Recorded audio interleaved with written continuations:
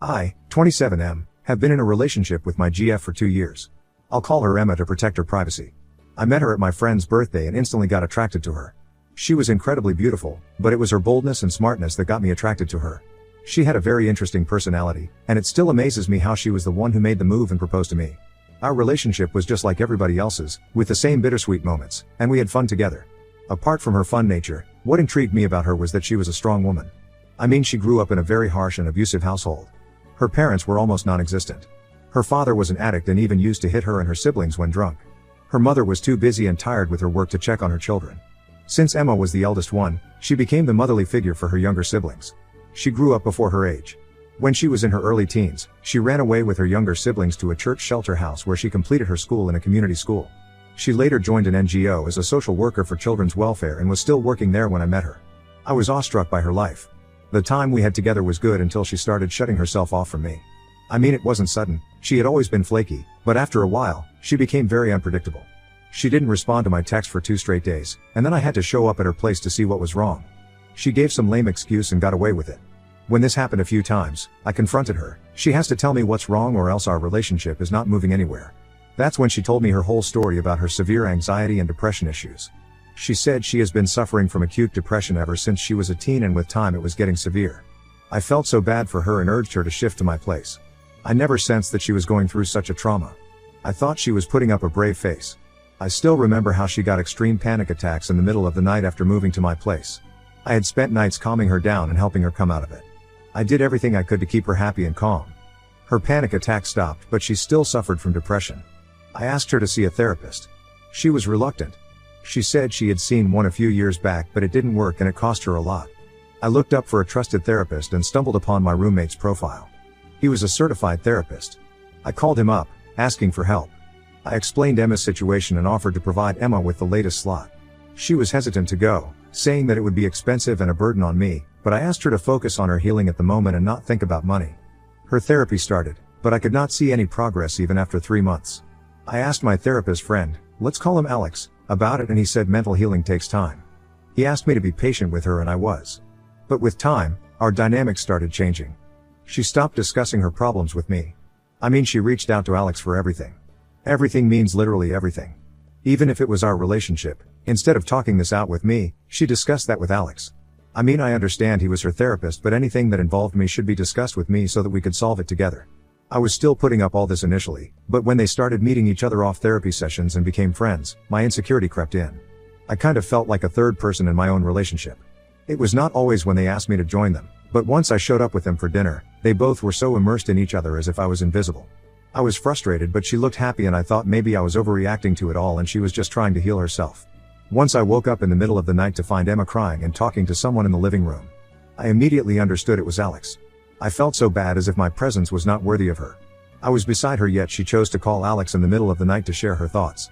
When she came back to the bed, she saw that I was awake. I couldn't hold it back and asked her what was wrong, and she told me it was just an anxiety attack. I asked her why she didn't inform me. She told me she didn't want to be a burden on me, and talking to Alex helped her better than talking to me. He gave her professional help. I couldn't sleep after hearing that.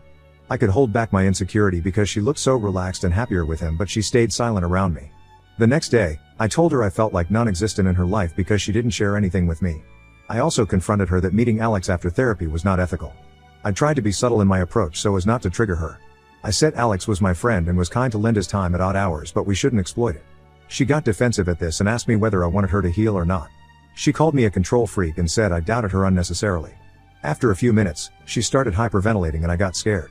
I tried to pacify her and shrugged me off, saying not to touch her else she would kill herself. I seriously got very scared. I left the room and slept in the living room. In the morning she said she wanted a break and focus on healing and went back to her place.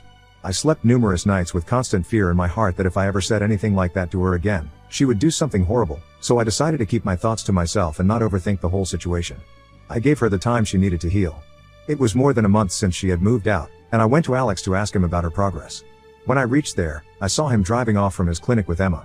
I felt bitterness in my mouth as they drove off. I felt very suspicious. I called Emma, but she didn't respond to my call. Instead, I got a text from her saying that she couldn't call right now because she was in the church. She lied to me about her meeting with him. I decided to stop being delusional and finally confront her about this. I visited her place. I asked her up front where was she on the last day, and she said the same thing again. I told her I saw her driving off with Alex. She twisted it, saying Alex was going in the same direction. He offered to drop her to the church. Even before I could say anything, she started threatening me emotionally. Her behavior made me anxious and felt like a jerk for tolerating her. Having anxiety or depression doesn't give you the right to let the other person go through the same trauma. She wasn't trying to protect her peace at this point. She was just avoiding confrontation. And, whenever I tried asking her anything, she would just play her victim card and shut me up. I didn't know what to do, so I let her have a break. She almost ghosted me. I again went to meet Alex. I asked him about Emma's progress, and he told me she was doing better than before. I sensed he was cold towards me, as if he wasn't interested in meeting me. His phone started buzzing with M flashing on the screen. He excused himself and went inside. I called Emma and her phone was busy too. I knew she was on the call with Alex. I was done with the relationship and went for a head-on confrontation with Emma. I told her that their closeness was bothering me a lot. She listened to me quietly at first and then started bashing me, saying that I was jealous that I failed as a boyfriend and didn't provide her with comfort, and now that Alex was helping her, I had problems with it. She stood up and started crying like a maniac and told me that if I started to blame her again, she would cut off her wrist and kill herself. I got really scared and tried to calm her down, but she just didn't want to listen to me and asked me to leave. Before going back, I told her that she was just trying to hide behind her problems and that was not a good thing to do. After leaving her apartment, I literally cried like anything. My anxiety was bottling up inside and I needed to explode. I called my close friend James and told him the whole thing that happened, and I asked him for his advice. He said that she was literally hiding behind her problems and I should just let her do her thing for a while. Actually, James referred me to this space to vent out and connect with like-minded people. Looking forward to connecting if anyone has any suggestions. My condition is quite sensitive and I want to be careful in handling Emma. Update 1. Hello everyone. It's been a while since my last update, as I was going through a rough time with Emma and had anxiety throughout the whole break thing. I listened to James and left Emma on her own for a while before she tried to reach me on her own. After a while, she texted me and asked me if she could come over. I agreed. She came with flowers and hugged me. She looked extremely happy and better.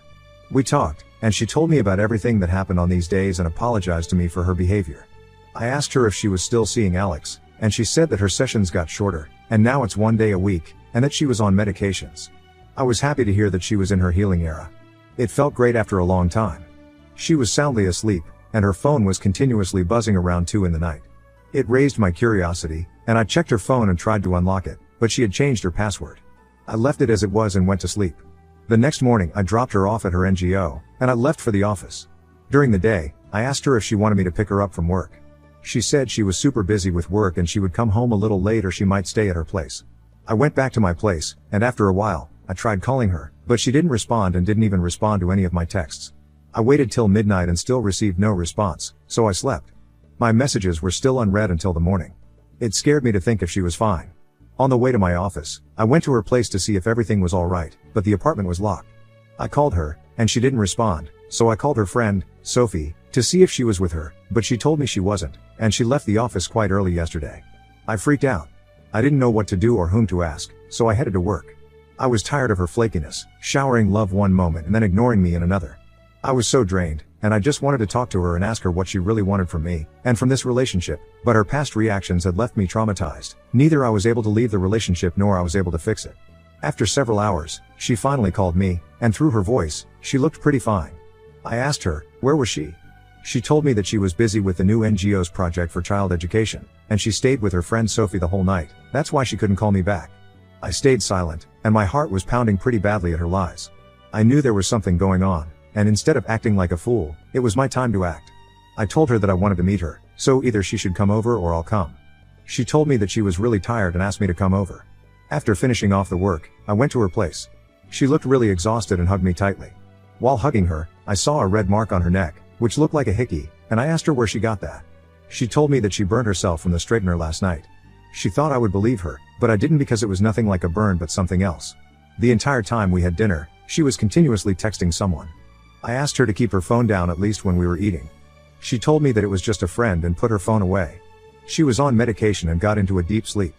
I took her phone and used her fingerprint to unlock it. My hands were shivering while opening her chats. I saw an archived chat, and there were many groups and texts from the website. I almost came to the home screen, but then something caught my eye, and it was no one other than Alex. I opened the text and couldn't believe my eyes. I scrolled back to the first text and started reading it with teary eyes. At first, it was just a patient and therapist chat, But then it turned into a flirt and an emotional connection. She shared every emotional thing with him, and soon they were confessing their love for each other. As per the initial conversation, it was only an emotional connection and they didn't have a physical relationship. I was shocked to see that eventually, she started faking her problems to gain his sympathy. I couldn't believe she was such an imposter and that she would do something like that. She told him that she needed him very badly and that I was physically and mentally abusing her. Their emotional conversations turned into sexting and then they discussed having sex. I sat there shivering and felt chills down my body. She also told him that she had broken up with me. Alex also mentioned to her about my visit and told her that he hadn't informed me about anything. Someone with such anxiety and depression was capable of such actions, which was new to me. I was trying to help her, and in return, she ruined me. I checked the gallery and saw their pictures of the dates they went on together. As I was about to get up, her medicine box fell off the table, and olive got scattered. I was picking them up when I found something suspicious. It was this one pill that had mifepristone. The logo on the medicine indicated something related to periods. I checked it on Google and found it was an abortion pill. I couldn't take anything further and silently left her without saying a shit. She called me in the morning but I didn't respond. Neither I'm planning to respond to her any longer. I'm just done being the good guy. Update 2. Finally, Emma left my life, but she left things with me for a lifetime, and that was her anxiety, depression, and panic attacks. I realized that in the process of helping her heal, I got anxious. Anyway, after finding out the truth, I left her immediately and didn't talk to her at all. I ignored her completely because I didn't have the courage to confront her. I went back to my parents' house and took leave for a few days. I shared everything with my mother, and my physical and mental health both collapsed miserably. My mom advised me to seek closure from her and let everything out because bottling up would do more damage. I was confused, but then I decided to meet Alex first. I asked him what was going on between them. He was confused, and then I showed him my prescription that I was diagnosed with depression, and I really do need him to tell me everything. I told him I knew all the truth so there was no point in hiding it anymore. He told me how it started, and he believed that I really abused her because of my anger issues that he had seen back in college. I explained to him that I never touched her without her permission, and abusing her was off the charts. My anger issues never surfaced when I handled her, and I never expected that he would betray me like that. I told him that she was double dating both of us. He didn't believe that Emma was still seeing me after telling him that she had broken up with me. I showed him all the romantic texts. He stayed silent in shock and told me that he fell in love with her and didn't realize it when he started believing her blindly. I told him that I referred my girlfriend to him because I trusted him with her condition, but I never thought that you both would fuck me and make me sick. I asked him not to mention anything about this to her as I still haven't confronted her. He told me that he wouldn't see her ever again after I showed him the evidence of her double dating.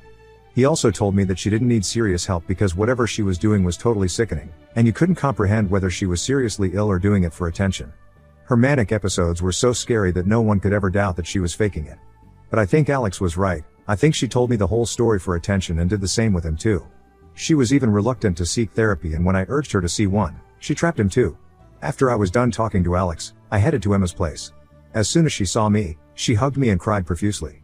She started kissing me all over my face, asking me why I was ignoring her. She was crying and panicking as if she was about to faint. I realized this was how she always emotionally manipulated me. I shrugged her off and asked her to stop acting and confront the truth. She gave me a confused look and asked me what was I talking about. I told her that I knew all the truth so she could cut off her acting skills for a while. She looked at me in disbelief and then started hyperventilating. I sat there while she acted like she was out of breath. She started murmuring that she was having a panic attack. This time I didn't rush to comfort her, I just sat there and gave her a cold stare. She limped her way to the kitchen, trying to fetch water. She was breathing so heavily that I could hear her breath all through the living room. If I had not known her truth, I would have fallen for her acting skill yet again. She brought the glass of water and gulped it all in a shot. Just see her acting. Anyone who is having a panic attack would drink water as soon they find it and not display an act in front of others. She sat on the couch, trying to pacify herself and giving me a disgusting look. I asked her whether she was done acting and if there was anything left. She told me to mind my language, then started acting like a maniac and threatened me with her life. I stood up and shouted at her to sit properly and stop all this bullshit. I asked her to confess that she did cheat on my back with Alex and that she was double dating. She sat there in shock and nodded and told me that she got emotionally attached to him. I told her that I didn't care about any bullshit that she was going to feed me other than the fact that she faked all her anxiety and depression for baseless attention and made a fool out of me. I told her that now Alex also knew everything about her, and she was free to go and find another prey to feed her emotions. While I was leaving, she tried to stop me, but I threatened her to never show up in my life ever again. I left the place and never heard from her again, and that was the scariest thing that ever happened to me. It was so horrible the way she emotionally controlled me. I got so deeply connected with her emotionally that I believed all the BS she fed me. As for Alex, he sometimes called to check on me. I am doing a lot better than before, but I have got severe anxiety disorder. I guess it will take time, and I will be fine sooner or later. Now on to the next story. Story 2. Discovered that my wife cheated on me while she was having fun with her app in abroad. Now, she will face consequences. My wife and 2 kids fled to Europe because of the full-scale war that started in our home country in February 2022. Due to martial law, men are not allowed to cross the border, so I stayed behind. About 5 months later, I was diagnosed with thyroid cancer and underwent surgery. I was devastated and depressed. I've been missing my family so much that I went down very quickly. I became broken. I realized that I was losing myself, losing my family, and sought therapy. Things got better, but not for long. In winter 2022, I noticed some changes in my wife's behavior. She became distant and detached. She stopped caring about me, even though I told her directly that I needed her support and care. All my questions about what's going on were met with the assurance that everything was fine and she was just tired. Fast forward to February 2023, my oncologist told me that I had a chance to make documents which might allow me to cross the border. I was so happy to have at least a small chance to finally visit my family, to kiss my wife, to hug my kids, to take them to the sea coast, to do everything. The closer I got to having my documents ready, the more distant my wife became. No matter what I asked, the response was always that everything was fine and I had nothing to worry about. Finally, in May 2023, I arrived. My kids were crying and smiling. They were happy, as was my wife, but something was missing. She didn't even cook any dinner. There was just a bunch of dirty dishes and mess around the house. Our first night together and no sex. It was shocking. We hadn't seen each other for almost a year. Those 3 weeks in September 2022 don't count, and there was no desire for intimacy. I tried to initiate something, but she felt tired and wanted to sleep. A week passed and we hardly had sex once. There were no kisses, no holding hands, no hugs. I sat with her and started a conversation, asking if everything was fine between us. And guess what? She said, "Everything is fine, honey. I just waited for so long that I am not so sex addicted anymore, but it's not about you, we are good. I just need some space." My suspicions started to grow exponentially. Yes, we had tough times in our marriage when we were so tired that we had sex only a few times a month, but a year in needing space? A few days later, I noticed some stranger's messages on her phone, but I couldn't see the context as the screen was locked. She told me that this person was one of her new bosses. I was a bit worried and the next day found that this new boss liked her photos on social media. I immediately started another conversation about her feelings and who this guy was. She told me that she didn't know what she felt for me and that the guy was just a friend. I was ruined but tried to stay calm. I understood we had been separated by distance for some time. I agreed that it was hard for both of us, so I decided to give her some time and space, even though I wasn't a fan of that decision. So, I was nervous all the time but, as I mentioned, decided to take my family to the sea coast and try to relax. We spent a great week together, talking and drinking a lot, having sex, kissing, everything seemed fine. So, here it is, a regular night out with the girls. I felt so worried that night and couldn't sleep. I was thinking about that man and about the fact that my wife had lost her feelings but never communicated that to me while we were in different countries. I opened that person's social media page, and there he was, checked in at the same place where my wife and the other girls were partying. I approached her laptop. We don't have secrets, so I had access via Touch ID, opened a few messengers, and found nudes, sexting, and I love you messages with another guy from that so-called boss company. I felt down. My heart was broken. I confronted her that night. She saw in my eyes that I knew. It was hard, and I was hurt. Yes, she confessed, but only after I caught her. She thought she had deleted everything. I spent a few more weeks with my kids and her. I was so shocked that I tried to put all the blame on myself, looking for some reasonable explanations. We slept in the same bed, had sex all that time, and I tried to win her back. But she was stone cold. Their affair had been going on for a few months, so while I was getting all the documents, she started a new life behind my back. After I came back to my home country, I started to analyze the situation. I tried to have a conversation with her, but she just asked for more time to figure it out. I suggested going to marriage counseling twice, but she ignored it as if I never said it. It was her choice, her decision to ruin everything. I lost her forever, I lost myself. She betrayed me while I was battling cancer and needed her the most. I am devastated, ruined, feeling like an unworthy, miserable human being. She tried to blame me for her adultery, but I confronted her and told her to shut up. Why didn't she ever talk to me about her feelings? I never saw it coming. I had thought we were finally happy and could relax after chasing our dreams for so many years. If she had ever told me that she was unhappy, I would have done everything to fix it, or at least tried, but she was dead silent. I believe things like this don't happen overnight. I just don't understand why she never openly communicated her feelings and needs to me. Last summer, I got a paper letter from her expressing her love and longing, counting the days until we could be together. I go through our text messages every night, and I swear I can't believe it was all lies. Where am I now? I am trying hard to start the healing process, but these texts between her and him are just tattooed in my mind, along with the photos she never sent me, the love words she told him and me every single day of her affair. I can't believe how someone who promised to go through this nightmare together just 6 months ago could betray me so harshly. She won't even try to talk about the reasons why and how it happened. She is not remorseful. I talk to my kids every morning and before they go to bed. I love them so much, and they love me back. I am just so afraid that they may hate me someday for betraying them and ruining our family. I stay strong for myself and for my kids' sake. I am thinking about filing for divorce, but I am not sure I am ready now. Maybe I am just too afraid of the choice I have to make. I still don't understand why my wife didn't divorce me first and is asking me not to rush things. I am completely lost and broken. I don't cry anymore because I feel nothing anymore. Her betrayal hurts as hell, as do thoughts about my cancer which may return if I surrender.